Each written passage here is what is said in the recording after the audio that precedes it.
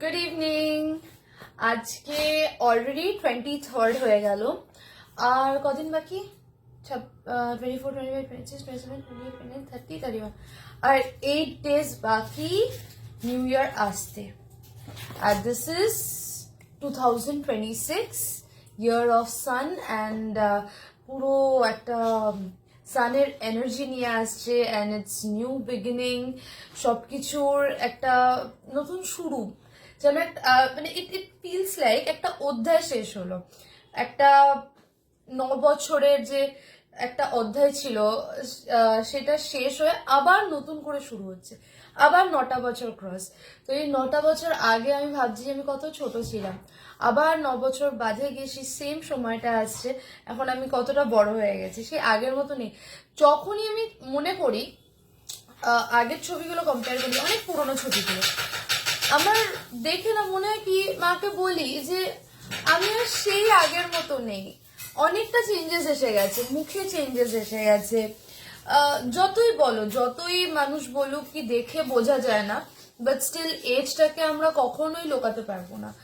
যতই আমরা নিজেকে মেনটেন করি, যতই ওয়ার্কআউট করি, যতই যা খুশি করি, যেটা তোমার এজ সেটা কখনোই লোকানো থাকবে না, ফুটে উঠবে। একটা ইয়াং এজের একটা বাচ্চা তো একটা 29 ইয়ার্স কি 30 ইয়ার্স যে যে এজটা, সেটার একটা একটা মানে ইয়ে থাকে অন্যরকম। তো যাই হোক, আমি ডায়েরিটা এখনো পর্যন্ত ইউজ করিনি, ডায়েরিটা আমি সামনে রেখে দিয়েছি। আমার এই ডায়েরিতে খুব শখ, মানে এটার পেজেস গুলো দেখো পুরো হোয়াইট, আর এই পেজেস গুলোর ওপরে আমি 2026 এর যতগুলো অ্যাফার্মেশনস আছে, যা যা আমার উইশেস আছে, আমি সেগুলো এটার মধ্যে লিখতে চাই। যেরকম এক একটা অ্যাফার্মেশন এক একটা পেনের কালি দিয়ে, সে ফর এক্সাম্পল আমি যদি লাভ অ্যাট্রাক্ট করতে চাই তো আই ইউজ পিঙ্ক। আমি যদি প্রসপ্যারিটি এন্ড মানি অ্যাট্রাক্ট করতে চাই দেন গ্রিন। অ্যান্ড আর যেন কি ছিল, আর কি কালারের পেন ছিল, পিঙ্ক অ্যান্ড গ্রিন, এই দুটোই আমার মনে আছে, আর মনে নেই। এবার তোমরা বলবে হাউস ব্লু দিয়ে কি করব? আরে কালারের তো আছে, কিন্তু সিগনিফিকেন্সটা কি? পিঙ্ক এন্ড গ্রিনটা জানি, green is prosperity and pink is for লাভ, বাকি আমি জানি না, আমাকে দেখতে হবে। এবার অনেকে বলবে আরে এসব কি সব ভুলভাল সুপারস্টিশিয়াস জিনিসপত্র, এগুলো আজকাল কেউ করে। ইটস নট দ্যাট আমার করতে তো ক্ষতি নেই, আর আমার করতে খুব ভালো লাগে, আমার লিখতে ভালো লাগে যে এটা এটা আমার চাই, এটা এটা যেন আমার হয়, এগুলো এগুলো যেন আমার সাকসেসফুল হয়, বা আমি যেগুলো চেয়েছি লাইফে তার মোস্টলি পেয়েছি, বাট অনেক কিছু এখনো বাকি আছে। তো 2026 হিসাবে কখনোই না, অনেকে বলে না যে আপনা চাদর দেখকে পাও ফেলাও, কিন্তু যারা না ওইটুকুনি চিন্তা করে গেল তারা ওইটুকুনিতেই থেকে যাবে, তারা তার থেকে বেশি ভাবতেই পারবে না, কারণ চাদরটা তো সারা জীবন ওইটুকুনি রয়ে গেল। ওইটা দেখেই যদি পাটা ফেলাই তাহলে কি হবে, আমি যতটা চিন্তা করব ততটা না অ্যাট্রাক্ট করব বা ততটা না এফোর্ট পুট করব। আমি যদি চিন্তাটাই এইটুকুনি রেখে দিই তো আমার পাওনাটাই ওইটুকুনি থাকবে, আর আমার সারা জীবনের এফোর্টটুকু ওইটুকুনির মধ্যেই বদ্ধ হয়ে থাকবে। তাই জন্য আমি বিলিভ করি দ্যাট সবসময় অ্যাবান্ডেন্স, মানে বেশি বেশি ভাবো, বেশি বেশি যা ইচ্ছা সেগুলো অ্যাটলিস্ট লিখতে তো প্রবলেম নেই, অ্যাটলিস্ট মানে এমন না যে এখন যদি আমি লিখে দিই যে আমি আজকেই ইউরোপ যেতে চাই, ইটস নট পসিবল, রাইট? কিন্তু এখন যদি আমি লিখি যে ঠিক আছে আমি দেশের মধ্যেই এই জায়গাটা দেখতে চাই, হয়তো সেটা আমি সাকসেসফুল করতে পারবো, রাইট? সেটাই বলছি যে এমন আকাশ কুসুম লিখবো না বা এমন আকাশ কুসুমও ভাববো না যেটা হয়তো আমি জানি এই মুহূর্তে আমি সাকসেসফুল করতে পারবো না। তো অ্যাট দিস মোমেন্ট আমি কোনটা সাকসেসফুল করতে পারবো আমি সেটা নিয়ে ভাবছি, কিন্তু সেটা আমি রিভিল করব না। আমি এখন রোজ বসে বসে ওই আসে না সব অ্যাস্ট্রোলজিস্ট গুলো বলে ইয়ে ইয়ে ইয়ে ইয়ে, তো আমি মেষ রাশি, রাইট? তো আমাদেরকে বলছে যে ইস বার শনি কা লোহে কা পায়া হ্যায়। জানি না এটাকে কি বলে, এখনো তো আমরা অত ডিটেইলড এক্সপ্লেনেশন শিখিনি এখন। হ্যাঁ, তবে আমরা এইটুকুনি ক্যালকুলেশন শিখেছি যে কিভাবে কারোর লগ্ন বার করতে হয়, বা আমাদের পঞ্জিকাতে সবকিছুর ক্যালকুলেশন দণ্ড, পল আর বিপল হিসাবে হয়, যেটা আমরা ঘন্টায়, মানে ঘন্টা দিয়ে একটা আছে, দণ্ড একটা আছে। তো আগেকার সময় যে সময় পঞ্জিকা লেখা হয়েছিল সে সময় তো ঘন্টা মানে টাইম দেখার ব্যাপারটা অতটা আর কি ইয়ে ছিল না, তো তখন ওই দণ্ডের ওপর ক্যালকুলেশন হতো। তো ঘন্টাটাকে দণ্ডে পরিণত করে আমাদেরকে পঞ্জিকা দেখে তারপরে তার তিথি, তার কোন রাশিতে কে বা কোন লগ্ন কার, তার স্থিতিকাল, এগুলো সব আমরা বার করতে শিখেছি। এখন অনেকেই বলবে যে অ্যাস্ট্রোলজারদের প্রয়োজন কি, কারণ ইয়ে তো রয়েছে, এআই তো রয়েছে, বা অ্যাপস তো রয়েছে। কিন্তু অ্যাপস থাকলেও অ্যাপস তোমায় সেই প্রেডিকশনটা দেবে না যেটা আমরা গণনা করে দিতে পারবো। তো ইটস অল হ্যান্ড রিটেন, নিজেদের ক্যালকুলেশন করে বার করে, ভাস্ট ক্যালকুলেশন। আমি বসে একটা অঙ্কের একটা অ্যাডিশন ভুল হলে ঘন্টা, মানে আওয়ার, মিনিট, সেকেন্ড আর দণ্ড, পল, বিপল, এটা একটা ভুল হলে পুরো অঙ্ক শেষ, পুরো ক্যালকুলেশন ভুল হয়ে যাবে, আর সেখানে প্রেডিকশনও ভুল হয়ে যাবে। যাই হোক, আমি এই জন্য বলছি এগুলোর কথা, বিকজ যেহেতু এগুলো নিয়ে আমি পড়াশোনা করছি, তো এটার একটা বিলিফ আমি পুট করি যে হ্যাঁ, ইনফ্যাক্ট আপাতত 2026 আমি যতগুলো কি বলে প্রেডিকশন শুনলাম, সেগুলো মোস্টলি পজিটিভ শুনেছি, মোস্টলি মিশ্রও শুনেছি, কেউ কেউ পজিটিভও বলেছে, কেউ কেউ খুব ভালো বলেছে, but I affirm the positive one. Negative তো নেগেটিভিটিস লাইফে থাকবেই, বাট তার মধ্যেও পজিটিভটা যেটা বলা হচ্ছে সেটাকে আমি অ্যাফার্ম করতে চাই যে হ্যাঁ, ওটাই হবে। আমি জানি না যেটা ভাববো সেটা, মানে বলে না যে তুমি যেরকম মনে করবে সেরকমই হবে। তো মনে করার মধ্যে ধরো একটা হোয়াইটের মধ্যে অনেকগুলো হোয়াইট গোল বানালাম, যে গোল গোল গোল গোল গোল, তার মধ্যে যদি আমি একটা নেগেটিভ পুট করে দিই, নেগেটিভ মানে ব্ল্যাক, তো এই হোয়াইট গোলের মধ্যে যে একটা নেগেটিভ আমি পুট করে দিলাম না, তো ব্যাস আমাদের চোখে কিন্তু হোয়াইটটা পড়বে না, কিন্তু ব্ল্যাকটা ফুটে উঠবে পুরো হোয়াইটের ওপরে। দ্যাট মিনস আমরা নেগেটিভ হয়ে গেলাম। So we have to be very positive, কি ভালোই হবে। আজ মায়ের সাথে এটাও ডিসকাস হচ্ছিল যে আমি বললাম মা, ইটস 26, 2 আর 6 এর এনার্জি খুব একটা ভালো না। 2 and 6 they are not very friendly, আর এটার এনার্জি দিয়ে যে আমার নাম্বারটা তৈরি হচ্ছে, বার্থ নাম্বারটা, তো ওটা খুব একটা তখন মা বলছে তোর ভাগ্যে যেটা আছে সেটাই হবে। আমি ঝগড়া করছি মায়ের সাথে যে তুমি আমাকে 27 তারিখে কেন বার্থ দিলে না, 27 তারিখ হলে অ্যাটলিস্ট আমার এনার্জি 9 হতো, আবার তখন হয়তো প্ল্যানেটস এর চেঞ্জেস হয়ে যেত, তাই না? হয়তো 27 তারিখ জন্মালে আমি নাম্বার 9 হতাম, কিন্তু দেখা যেতে পারে যে প্ল্যানেটারি পজিশন হয়তো চেঞ্জ হয়ে গেল, তো আলটিমেটলি ঘুরিয়ে ফিরিয়ে আমি ওখানেই দাঁড়ালাম, আর কার্তিক মাসেই জন্ম। যাই হোক, আমরা এখন অনেক কিছুই শিখেছি। এই দেখো, আমরা বাংলায় লেখা শিখছি।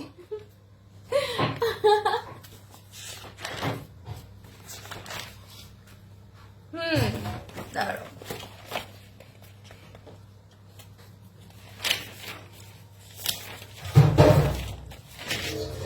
আবার অনেক রকম আছে। সব থেকে শুভ দিক কোনো কাজ করার বা কোনো কিছু সংকল্প নেওয়ার জন্য শুভ দিক হলো তোমার উত্তর দিক। মানে তুমি যদি মনে করো যে ভগবানকে কিছু জপ করে কিছু সংকল্প করবে, যে ঠিক আছে যে আমি 108 বার হনুমান চালিসার জপ করব, কিন্তু এই 108 বার জপ করবো মানে আমি যেখানে সেখানে বসে জপ করলাম সেটাও না, আমাকে জপ করতে হবে উত্তর দিকে মুখ করে। মোস্টলি উত্তর আর পূর্ব, উত্তর আর পূর্ব হলো সব থেকে আর কি কোনো জবের কাজ বলো, মানে যে কোনো মানে ভালো কাজের জন্য উত্তর বা পূর্ব এই দিকটাই আমরা নিয়ে, স্পেশালি যখন কোনো সংকল্প ধরে কাজ করি সেটার জন্য উত্তরমুখী হয়ে করতে হয় বলে করা। তারপরে এবার যে করলো না করলো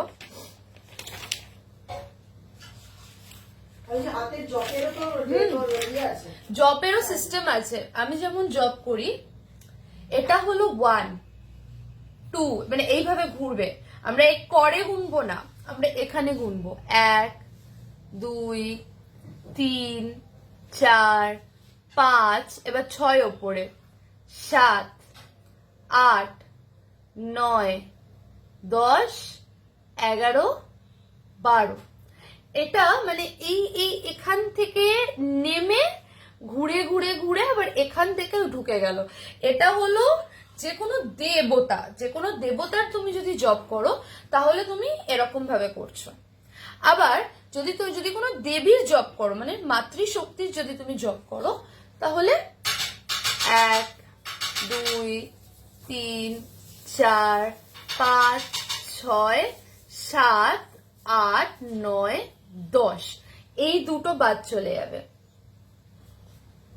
আর বলে যে 3 রকমের জব হয়, একটা বাচিক, একটা উপাংশু, আর একটা হলো মানুষ। বাচিক মানে যখন তুমি মানুষকে শুনিয়ে শুনিয়ে বলে বলে করো। উপাংশু মানে যখন তুমি বিড়বিড় করে জব করো, মানে করছো বাট কাউকে শোনাচ্ছ না, নিজেই আস্তে আস্তে এরকম করে করছো। আর মানুষ জব হলো যখন তুমি মনে মনে জব করছো। বলছে মানুষ জব হলো সব থেকে শ্রেষ্ঠ জব, কারণ এটা তুমি কিন্তু ঘুরতে ফিরতে কিন্তু তুমি জব করতে পারো না। এটা আমার মা বলে, আমি ঘুরতে ফিরতে জব করি। ঘুরতে ফিরতে কখনোই জব হয় না। জব সবসময় একটা শান্ত মনে, একটা কোনো একটা স্থানে যেখানে তুমি পূর্ব দিকে মুখ করে শান্ত ভাবে তুমি একজন সকালে জব করা হাত এই যে it should be like this, মধ্যাহ্নে জব করলে হাত সবসময় এরম থাকবে, আর রাতে জব করলে হাত সবসময় উবুড় থাকবে। তো এটা কিছু কিছু সিস্টেম আছে। যেহেতু আমি অ্যাস্ট্রোলজি শিখছি, সবকিছুই জানতে হবে।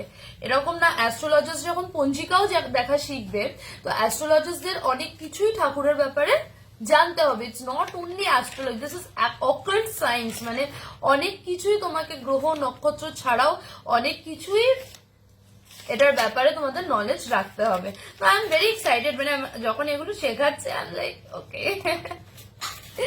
ইনফ্যাক্ট আমাদের নখের বলে হাত দেখায় না, নখের কালারেরও অনেক বিবরণ আছে। কারুর নখ দেখবে একটু রেডিশ হয়, কারুরটা দেখবে একটু পেল ইয়েলোইশ হয়, কারুর নখগুলো কালো কালো হয়, কারুর নখের মানে কালার আছে, কারুর নখগুলো হালকা বেগুনি হয়। আবার নখের যে চন্দ্রমা আছে সেই চন্দ্রমাও দেখে, জানো, নখের চন্দ্রমা গুলোকেও দেখে। আবার তোমার নখে চন্দ্রমা নেই? দু হাতে দেখো, কোনো হাতে চন্দ্রমা নেই। এ দেখো আমার হাতে চন্দ্রমা আছে, তোমাদের নখে চন্দ্রমা নেই। তো যাই হোক, অ্যান্ড ইনফ্যাক্ট হাতেরও মানে নখেরও বিবরণ আছে, যে কারুরটা হয়তো মোটা চ্যাপটা নখ, কারুরটা হয়তো লম্বা নখ। এবার নখ বডি ওয়েট, একটা মানুষ ধরো এত বড় সড়ো, তার হাতের আঙুলগুলো ধরো ছোট ছোট, নখগুলো ধরো মোটা মোটা ধেবা ধেবা, সেরকম হাত আলা মানুষরা কিরকম হতে পারে। তারপরে কারুর বডি হয়তো অনেক, মানে কেউ হয়তো অনেক ছোট্ট খাট্টো, কিন্তু হাতের আঙুলগুলো হয়তো এই পাম আন্দাজে হয়তো বড় বড়। তাদের স্বভাব ক্যারেক্টারিস্টিক্স কিরকম হতে পারে, আগে সেগুলোর বিচার হবে। রেখা তো পরে আসবে, রেখার বিচার তো আমরা পরে করব। যাই হোক, আমি শিখছি, আমি খুব ইন্টারেস্ট নিয়ে শিখছি, ভালোও লাগছে। ক্লাসে অনেক ফ্রেন্ডসও হয়েছে, তাদের সাথে আড্ডা বা একটা কোথাও একটা ইয়ে হয়ে গেছে, কানেকশন বসে গেছে, তো ভালো লাগছে। তো যাই হোক, তোমরা আমায় বলো তোমরা নিউ ইয়ারে কি কি চিন্তা করছো, কি কি করবে। জানি 1 তারিখটা কেটে গেলে নিউ ইয়ার শেষ, আবার রোজকে রোজ একই জীবনযাপন, একই রকম লাইফস্টাইল, কিন্তু স্টিল একটা কিরকম হয় না যে নতুন বছর আসছে, নতুন বছর আসছে। বলো আমি এক্সারসাইজ শুরু করবো কিনা, আমি বাড়িতে ভাবছি ডাম্বেল কিনে নেবো, আমার না জিমে যেতে ইচ্ছা করছে না, সিরিয়াসলি বলছি। ডাম্বেল কিনে নিয়ে যে কটা এক্সারসাইজ আমি ম্যানুয়ালি বাড়িতে মানে জিমে শিখেছিলাম, ম্যানুয়াল গুলো, যেমন ওগুলো আমি পরে বলবো কি কি, তো সেগুলো আমি ভাবছি বাড়িতেই করে নেবো, আর যাবো না। সিরিয়াসলি বলছি, শীতকালে হয়ে উঠছে না, মানে যত চিন্তা করছি তত আরো ল্যাথার্জিক হয়ে পড়ছি। আর এত ঠান্ডা সকালবেলা, তাও তো বিকেল বেলাটা এই সময়টা একটু ঠিক আছে, সকালবেলা ইটস ফ্রিজিং। ওকে চলো, এন্ড তোমরা তোমাদের রেজলিউশন জানিও, তোমরা কি কি প্ল্যান করছো, কি কি করবে। তো লোলো মারা গেছে, তাই জন্য এই বছরে কোনো এইরকম সেলিব্রেশন কিচ্ছু নেই, খুব নীরবতায় বছরটাকে শেষ করে দেবো, কারণ এই বছরটা অনেক কিছু আমার থেকে নিয়ে গেল, অনেক কিছু নিয়ে গেছে, যেরকম দিয়েছে সেরকম আমার থেকে অনেক কিছু নিয়েও নিয়েছে। সব থেকে বড় লসটা হয়ে গেছে আমার লোলো। তো ওই জন্যই কোনো সেলিব্রেশন নেই, অত হাসি খুশি আছি, কিন্তু ভেতর ভেতর একটা কষ্ট রয়েছে যে নিচে গেলে সবসময় ফিল হয় যে ও নেই, বা এই জায়গাটায় ও বসে নেই, বা এখান থেকে ও জল খাচ্ছে না, এটা নিচে গেলে অল টাইম ফিল হয়, এটা তো আর বোঝাতে পারবো না। যাই হোক।